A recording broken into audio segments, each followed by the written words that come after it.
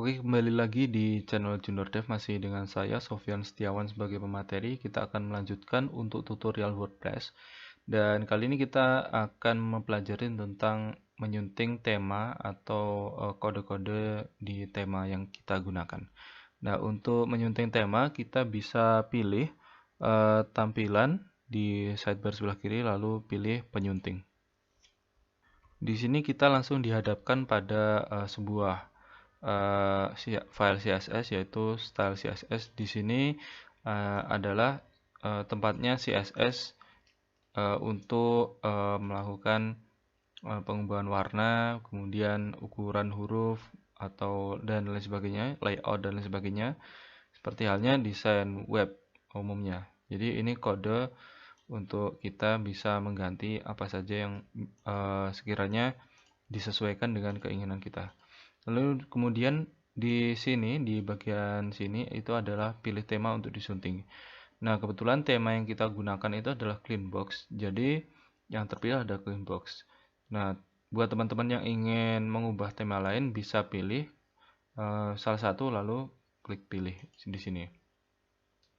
Nah, susunan dari tema Cleanbox atau tema pada umumnya itu ada yang namanya template 404. Ini file yang diakses saat kita tidak bisa menemukan halaman atau postingan atau pencarian tidak ditemukan. Kalau misalkan di sini ada arsip, arsip ini memuat informasi postingan-postingan atau laman yang diterbitkan pada misalkan bulan dan tahun.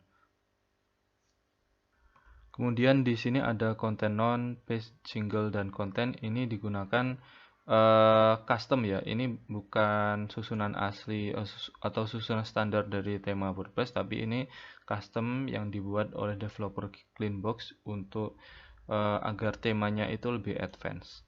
Lalu di sini ada footer, jadi bagian bawah. Kemudian di sini ada function tema. Nah, ini tempat untuk pengendalian atau tema-tema yang dibutuhkan. Dan ini untuk temanya ini diarahkan di Cleanbox Core ini. Oke, jadi ini sudah custom ya. Tapi untuk pengaksesan fungsi-fungsi itu di function. Lalu kemudian di sini ada header. Header itu tempat kita menempatkan kode-kode awal di WordPress, misalkan body dan sebagainya. Oke, kemudian ya seperti ini. Lalu kemudian ada ini custom dari Cleanbox. Oke, banyak sekali yang custom. Jadi temanya sudah sangat bagus. Lalu di sini ada index PHP ya sebagai template indeks utama. Lalu kemudian ada laman tunggal. Laman tunggal itu adalah page. Jadi halaman. Jadi ini kita bisa mengedit apa saja yang kita butuhkan di halaman. Oke, kemudian di bawah lagi ada hasil pencarian. Jadi ketika pencarian, misalkan kita mencari melalui kotak pencarian, nanti hasilnya di sini. Dan ini kode-kode yang dibutuhkan. Oke, nanti kita akan coba untuk edit-edit sedikit. Tapi kita harus tahu susunan dari source code dari WordPress.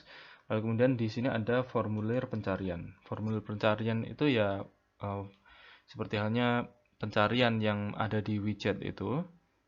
Ini seperti ini. Kemudian ada sidebar. Ada sidebar dan ada di sini ada pos tunggal. Untuk sidebar itu kodenya seperti ini. Oke, bisa dilihat sendiri. Lalu kemudian di bawah itu ada yang namanya pos tunggal atau single post. Jadi saat kita mengklik artikel, dia akan mengakses file ini. Oke, seperti ini. Oke, kita akan coba untuk menuju ke CSS. Jadi di lembar gaya ini. Lembar gaya ini coba kita akan mengubah sedikit demi sedikit. Misalkan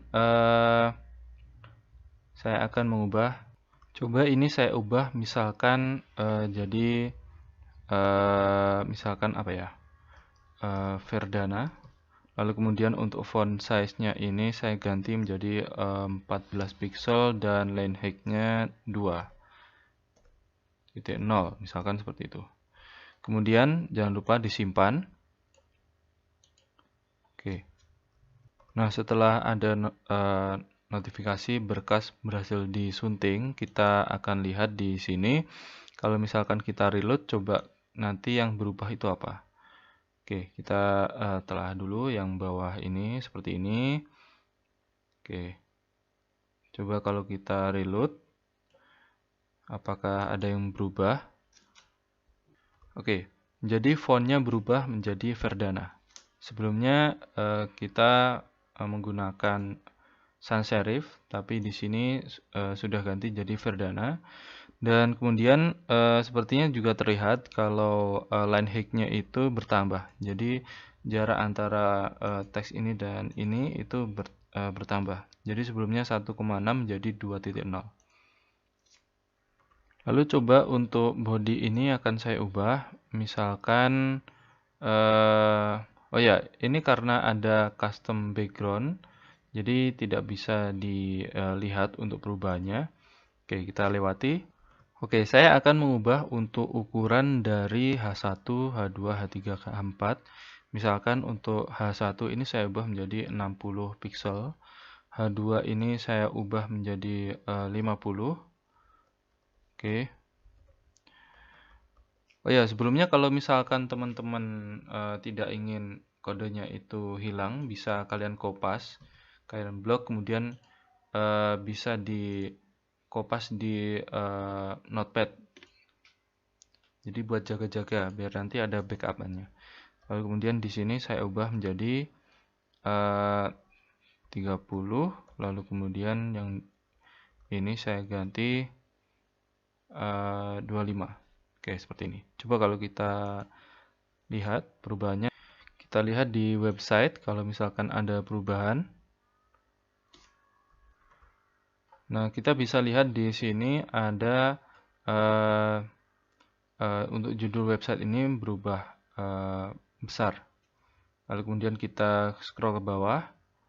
Oke, di sini sepertinya juga sedikit lebih besar. Lalu kemudian, oh iya, di sini kayaknya saya sepertinya salah menulis atau apa. Kita lihat di sini.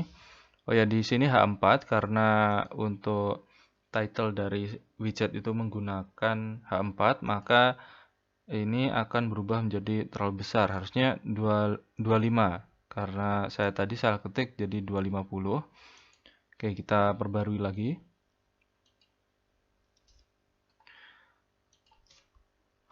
Oke, kemudian kita reload. Oke, jadi ukurannya seperti ini ya, bukan 250, tapi 25. Oke, seperti ini. Lalu kemudian untuk kode-kode lain bisa kalian coba sendiri. Untuk kode warna bisa menggunakan hex, lalu lainnya juga. Oke, di sini saya akan mencoba untuk mengubah untuk template 404 ini. Misalkan saya akan mengubah, misalkan di sini halaman tidak ditemukan. Misalkan saya akan ganti untuk teks ini karena ini untuk keterangannya ditemukan. Lalu kemudian saya ganti untuk ini menjadi tidak ditemukan di sini. Misalkan tidak ditemukan di sini. Lalu kemudian coba untuk mencari di bawah.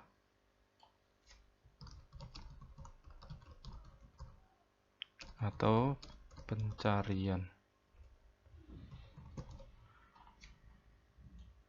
Oke, kemudian kita simpan.